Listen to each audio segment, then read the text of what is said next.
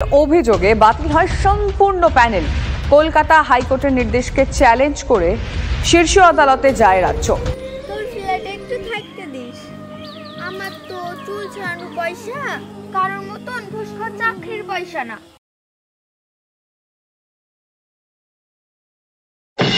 আমার একটা মাত্র মেয়ে, অনেক যত্ন করে মানুষ করেছি মাস্টার ছেলের সাথে বিয়ে দেব বলে। আমিও আমার ছেলেকে কষ্ট করে মানুষ করেছি, দেনমর হিসাবে 12 লাখ টাকা লিখবো। শুধু 12 লাখ টাকা? আমি 16 লাখ টাকা দিব। বিয়ের কাজ তাড়াতাড়ি সারতে হবে। তাই হবে।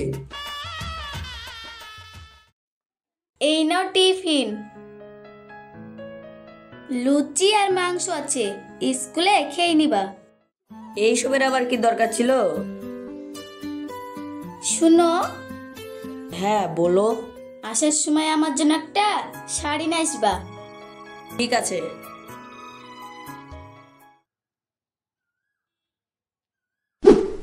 কি ব্যাপার সাদিক, বিয়েতেই টিফিন ধরতেইছে? আপনার ব্যাগেও তো ভাবি টিফিন ভরে দিয়েছে। চলেন, বাস আসছে।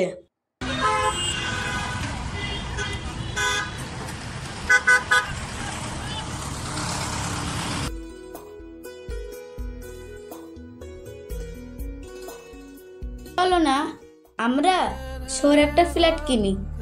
তুমি মাস্টার মানুষ, এই গ্রামের মানুষের সাথে আমরা ম্যাচ করতে পারবো না।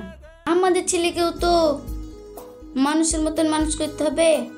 শহরে ফ্ল্যাট নিতে গেলে অনেক টাকা লাগবে, এখনের মতো টাকা কোথায় পাবো? ব্যাংক থেকে তুমি লোন নিতেও তো পারো। এই গ্রামে আমার আর ভালো লাগে না। আজ স্কুলে যাব না, ব্যাংকে যাব, ঠিক আছে?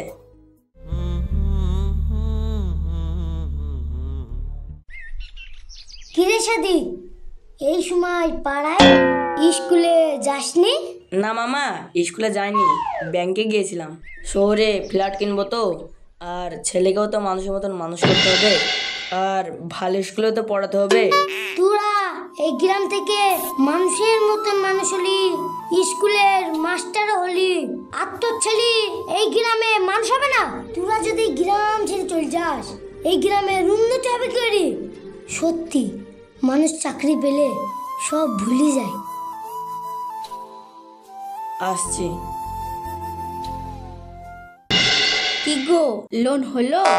2-1 দিনের মধ্যে ব্যাংকে 2 লাখ টাকা ঢুকবে, তারপর শহরে একটা ফ্ল্যাট নিব। যাক, কদিন পর মনের ইচ্ছাটা পূরণ হবে। যাই একটু পাড়া পানে ঘুরে আসি। সুরাইয়া, শহরে একটা ফ্ল্যাট নিব, পচা গ্রামে আর থাকবো না। থাক তোর পচা গ্রামে, বেশি ভাবলে ভালো না। যাবি তো শহরে, তোর তো যার ক্ষমতা নাই, তাই তুই জ্বলছিস।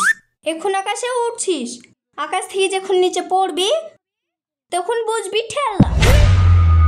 শগুনের সাপে গরু মরে না।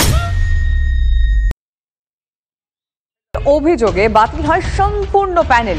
কলকাতা হাইকোর্টের নির্দেশকে চ্যালেঞ্জ করে শীর্ষ আদালতে যায় রাজ্য।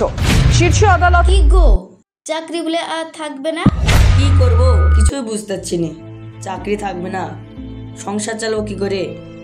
যাই একটু স্কুল থেকে ঘুরে আসি। ভাই, খবর শুনেছিস? চাকরি বাতিল। কি করব কিছুই বুঝতে পারছি না। তাই তো আমিও খবর শুনলাম। এই পচা গ্রামে আর থাকবো না, ভাবছি শহর একটা ফ্ল্যাট কিনবো। আমার তো কেনার ক্ষমতা নাই, তোর ফ্ল্যাটে একটু থাকতে দিস। আমার তো চুল ছাড়ানো পয়সা কার মতো ঘুষ খাওয়া চাকরির পয়সা না, যে আমার মনে হিংসা থাকবে।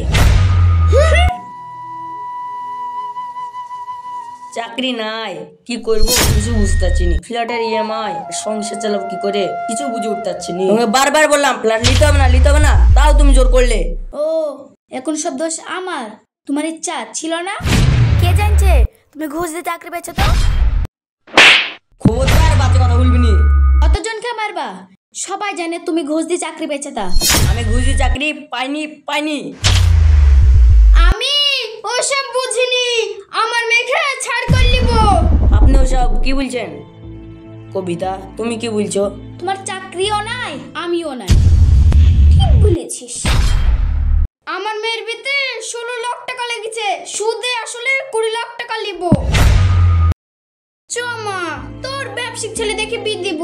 এখনকার মাস্টার চাকরি ভরসা নাই।